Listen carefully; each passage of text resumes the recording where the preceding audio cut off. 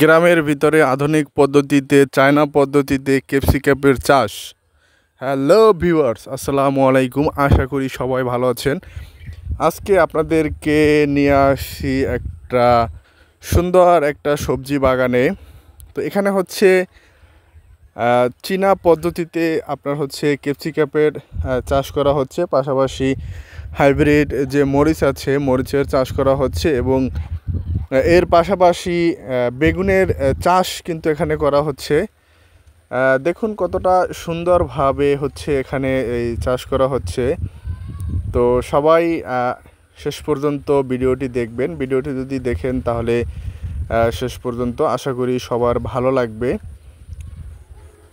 এই যে দেখেন, আসলে আধুনিক পদ্ধতিতে এখানে কিন্তু আপনার ক্যাপসিকামের চাষ করা হচ্ছে। ক্যাপসিকামের পাশাপাশি এখানে হাইব্রিড বেগুন এবং মরিচের চাষ করা হচ্ছে। অনেক জায়গা জুড়ে কিন্তু এই ক্যাপসিকামের চাষ করা হচ্ছে। জমিটা প্রথমে কিন্তু আপনার পলিথিন দিয়ে, তারপরে পলিথিনের ফাঁকে কিন্তু আপনার হচ্ছে এই যে ক্যাপসিকামের চারাটা কিন্তু লাগানো হয়েছিল। এবং এই যে দেখেন, আমি যদি আপনাদেরকে দেখাই, ক্যাপসিকামগুলো কিন্তু আসলে অনেকটা বড় হয়েছে। ক্যামেরায় জুম করে অনেকটা দেখা যাচ্ছে।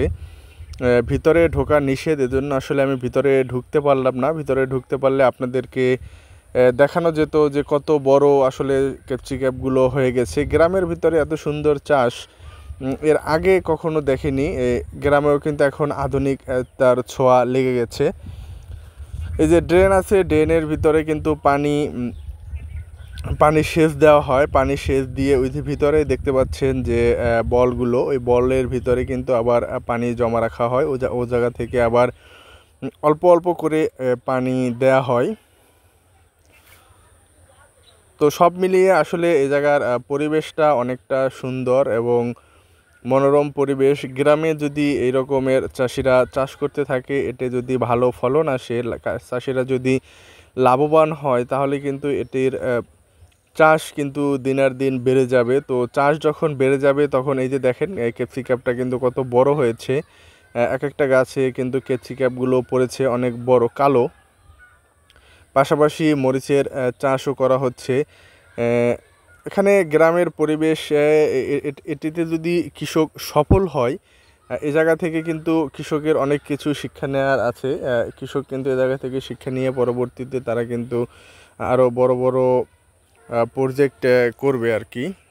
এখানে অনেক জায়গা জুড়ে আপনার ক্যাপসিকামের পাশাপাশি হচ্ছে হাইব্রিড মরিচ চারা লাগানো হয়েছে এবং এর পাশাপাশি বেগুনের চাষ করা হচ্ছে। অনেক এলাকা জুড়ে প্রায় কয়েক একর জমি জুড়ে এই চাষ করা হচ্ছে।